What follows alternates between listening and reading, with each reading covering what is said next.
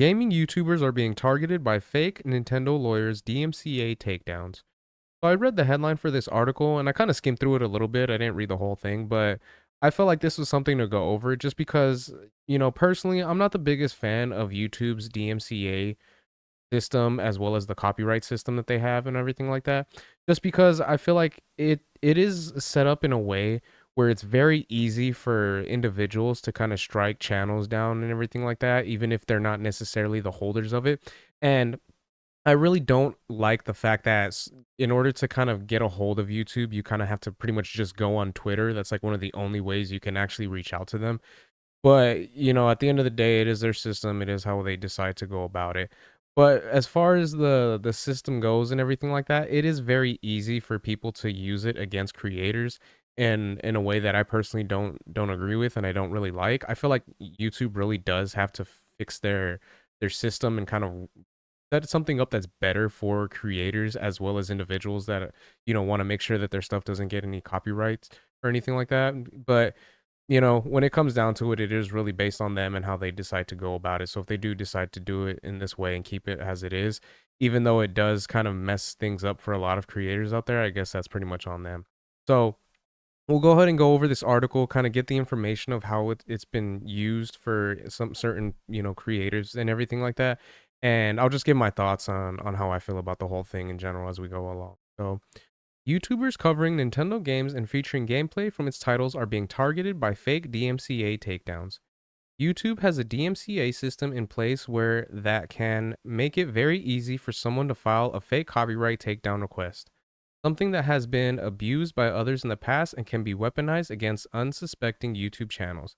Nintendo has a history of being very protective of its IPs throughout the internet as well, and YouTube is no exception.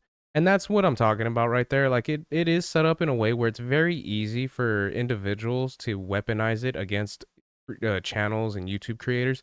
And I'm not the biggest fan of that. I don't really like that because there are been times and stories out there where people have mentioned that they've gotten claims filed against them by certain individuals that necessarily aren't the actual owners of the property. It'll be like a third party or something like that.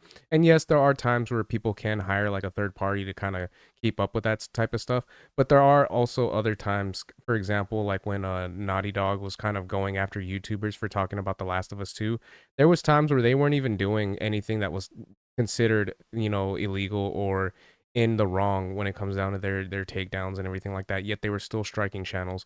And there are times where YouTube just is put in a way where they don't really do anything about it, and that's very annoying as a creator, and for other creators out there that have been able to experience that firsthand.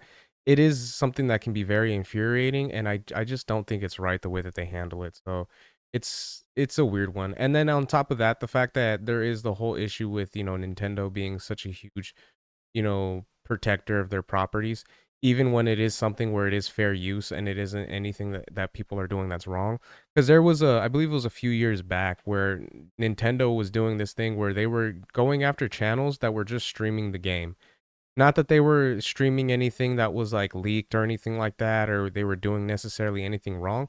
They were literally just streaming a game that was a Nintendo game, and Nintendo was trying to strike them down until they have to get, they had to realize that it was fair use, that they can't just be going around doing that type of thing.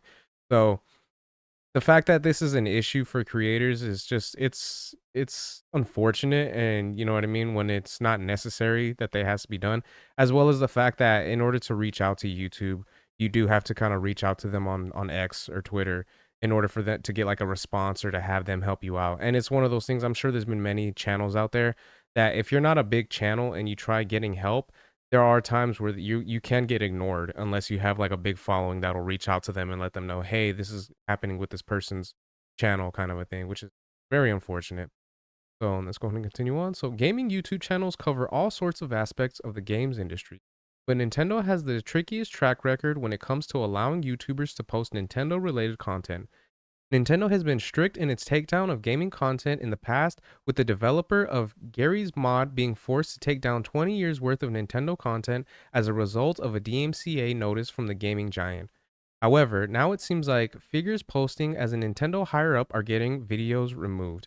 And That was another thing as well, was the fact that I had mentioned in one of my other videos, I did a video on it regarding Nintendo and how they were saying that they were gonna start going after channels that didn't have any type of, audio commentary when they're streaming, or they didn't edit the videos of them playing the game. So it's pretty much, if you're playing a Nintendo game and it's just the gameplay itself, you don't wanna talk or you don't wanna have, like, a camera of yourself, they're gonna try to start going after channels like that to strike them down because they feel like there needs to be some type of transformative content, like I said, you speaking or showing you playing the game.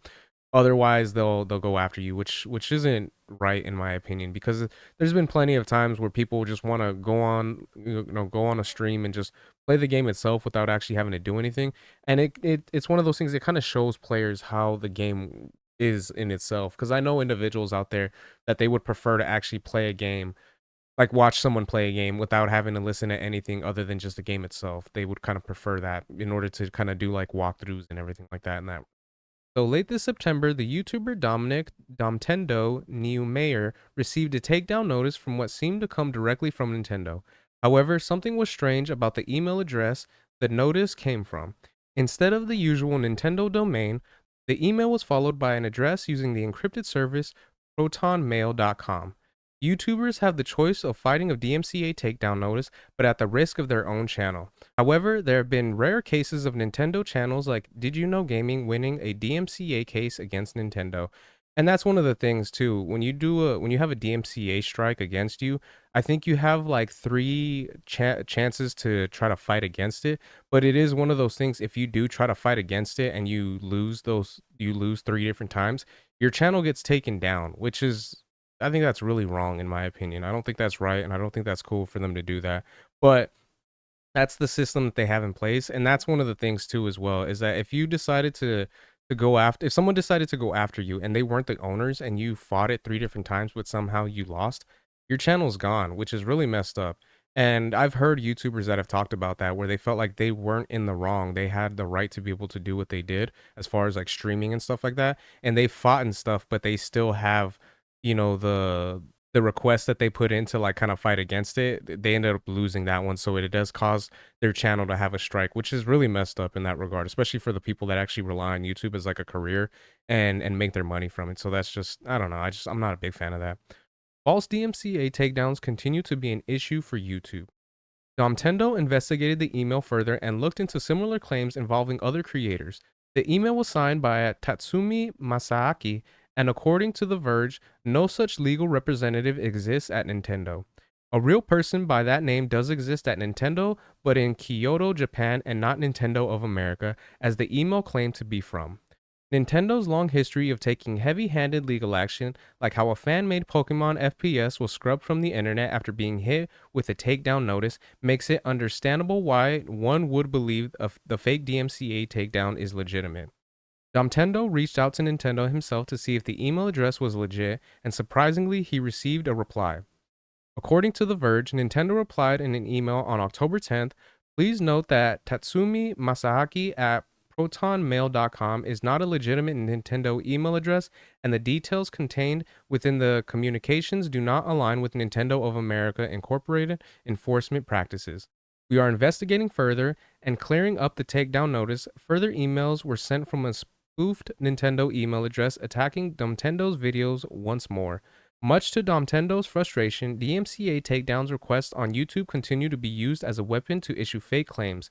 YouTube has been very silent on these events, and false copyright strikes on YouTube continue to be an issue. And that's one of the annoying things right there, is the fact that YouTube doesn't do anything in that regard. Like, there's been multiple cases that I've heard myself where people have mentioned that their channels have been like it stated earlier in the article, that people weaponize that against their channels, and YouTube doesn't really do anything in that regard. I've heard some things here and there as to why that might be the case, but at the end of the day, it's really on them to be able to actually fix this issue and to make it so that it's a lot harder for individuals to just be able to weaponize that against people, as well as the fact that it shouldn't be allowed to have it so that if there is a strike that's put on someone, automatically it's one of those things where it's just, oh, that's the case, and it is one of those things that they're in the wrong. They should have it where it is kind of something that has to be investigated as well as looked into before it's just completely taken down, because it's one of those things where it's almost like guilty until proven innocent as opposed to innocent until proven guilty. So, like I said, I'm not the biggest fan of this, and I feel like this is something that needs to be looked into as well as fixed by YouTube. But like it stated, YouTube hasn't made any comments on it, and so there's no really guarantee that they actually will do anything to kind of fight against this or help out creatives out there, which is ironic considering that they always talk about the creatives and how they want to help with their mental health and all that type of stuff. Yet they'll do stuff like this where it kind of really affects, creatives out there, and it makes it, something that can be like a headache for them and can be very stressful in that regard. So I don't know. Who knows where this is gonna go, and if this anything is actually gonna happen from this from YouTube's part, or if it is just gonna be something that they're gonna ignore and then just kind of brush under the rug and then let continue happening. So those are my thoughts on that. Let me know what you guys think in the comment section. Do you guys think it's wrong that Nintendo? I mean, not Nintendo, but YouTube isn't doing anything about this? Do you feel like there should be some action taken on their part to kind of fix this issue with the DMCA claims and have it so that it's not so easy for creatives to have this weaponized against them? So let me know what your guys' thoughts are in the comments. If you guys could like, share, subscribe, all that good stuff. If you guys have been watching this long, I really appreciate it. It means a lot. And yeah, until next time, Harmonic out. Peace.